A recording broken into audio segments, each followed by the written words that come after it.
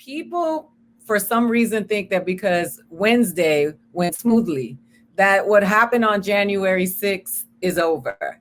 And that all of a sudden, this is a new America, and we take a big, deep, we can exhale because now we've gotten back to whatever they said we were before Donald Trump just really exposed America for how ugly she is. But there are these people, there are several groups of people who follow the right. And I always tell people, I don't lean left, I don't lean right, I lean forward towards progress. That's what I believe in, because I don't subscribe to any political party like it's my favorite athletic team. So when we talk about these people, there are the people who are right wing, they're powerful, they want to maintain power and privilege, they feel entitled to it, and that's what they were voting for. They could care less about Donald Trump, they care about corporations, they care about dollars. Then there are the crazies who are within the political party, like this woman who's trying to impeach Joe Biden, who was doing push-ups on Twitter. Combat Karen is what I called her. And then there's the other group. There's this other group of people who belong to a cult and really thought that Donald Trump was going to come and save them. And you saw this woman crying all over social media saying, this is our America, this is our country, because they really feel like this is their country. And I just wanted to hear your thoughts on these people, because they are still here, and it's a lot of them, 74 million of them. 74 million of these people. You're absolutely right. It's a lot of it. And I always tell people, I say, look, there's a difference between a Trump voter and a Trump supporter and a Trump fanatic. So Trump voters are people, some of them who just, they were like, I can't stand Hillary, I can't vote for her. For whatever reason. Some of it was based in reality, some of it was based in paranoia, but Hillary had a long track record. So there were people that just said, hell, I'm gonna go with Trump. Okay, so those are Trump voters. Now, you got this Trump supporter. That's a person who, for whatever reason, thought it was cool that Trump talked about bringing jobs back. They felt let down by Obama bailing out the banks, or they felt bad about people getting their houses foreclosed on.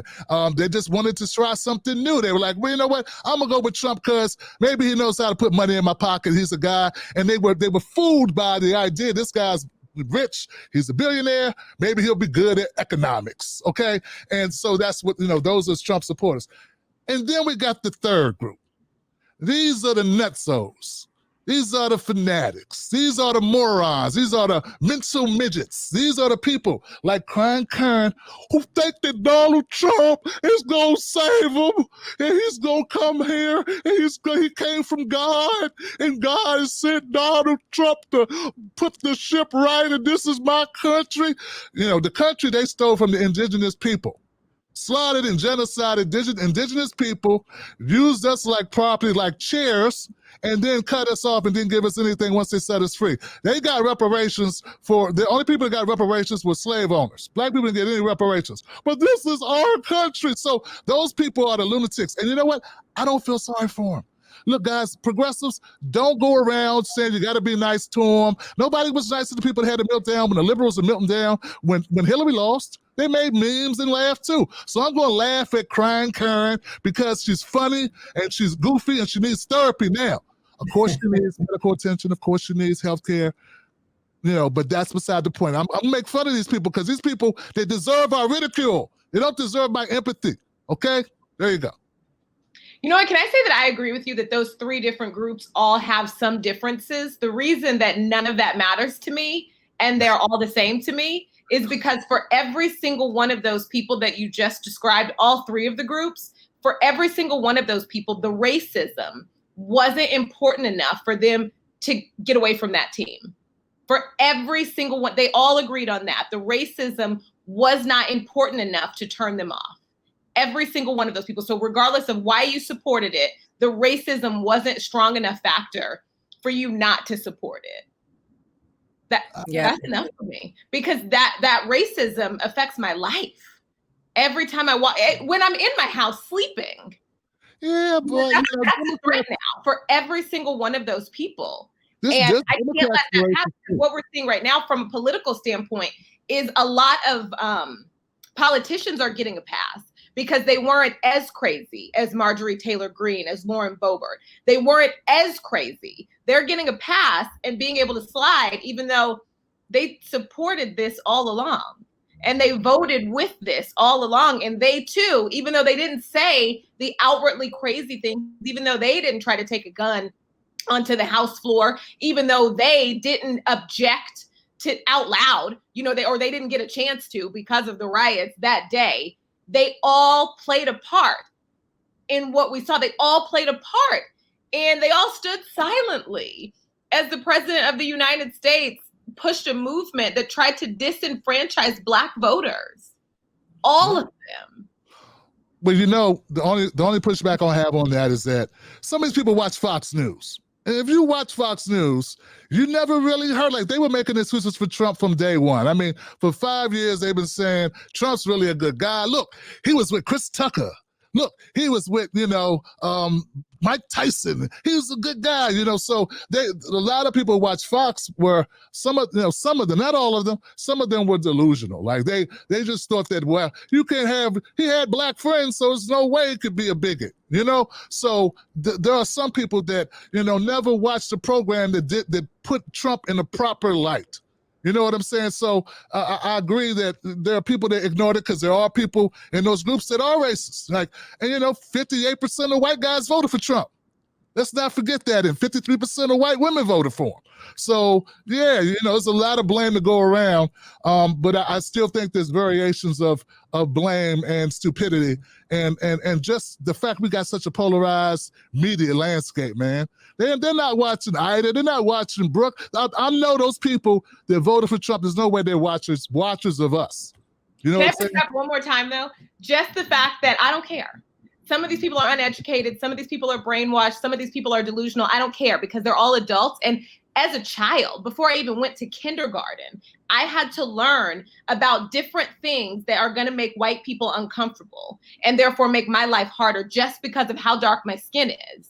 I had to learn, my little brother had to learn to keep his hands out of his pockets. And we learned those things. And we learned how to move through this world as children in order to make white people comfortable. So at 50 years old, you can't tell me that you get a pass because you didn't know because of the TV channel you watch.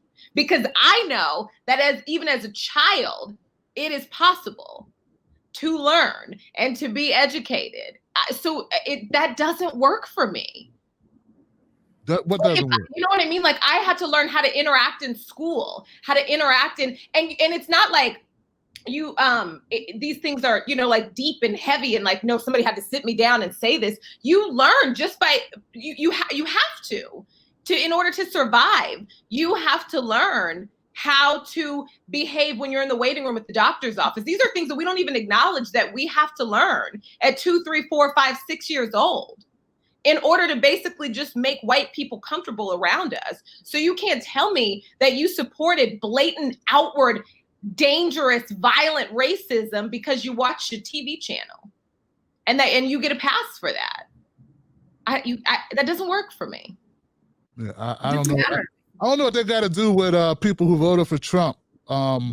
Other than, I don't know, man. Like I look at the Democrats like there's a bunch of racists in the Democratic Party too. So I'm not one of those people who thinks that all our racism falls on one side of the aisle. I mean, there were people that looked at Trump and said he's never held office before. And look, don't make me have to defend this guy. I can't stand Trump. So don't make me do that. But look, man, like, people looked at Hillary and said, this is the super predator lady. This is the lady, her husband and her have been a part of the Democratic Party with the 3 strikes law and all this bullshit, the cocaine laws. Like they looked at that and they said, this guy, these are not good people either. And they didn't, a lot of people just didn't know. Now, once we got rid of Trump, he only had 1 term, so that's something. I'm not excited about that, but that is something to say. He's not here for a 2nd term, so that's something. Let's use that and build. But I'm not ready to sing a party or hold a party for Joe Biden just yet. We'll see what he does, man. Let's see him make up for his 3 strikes law. Let's see him make up for being the architect of mass incarceration. Let's see what he's going to do. And I'm waiting to see if he's gonna, make amends, not just say nice things. Because look, you can say nice things and still screw us over. Democrats have a way of making us feel good and then building us over. That ain't cool.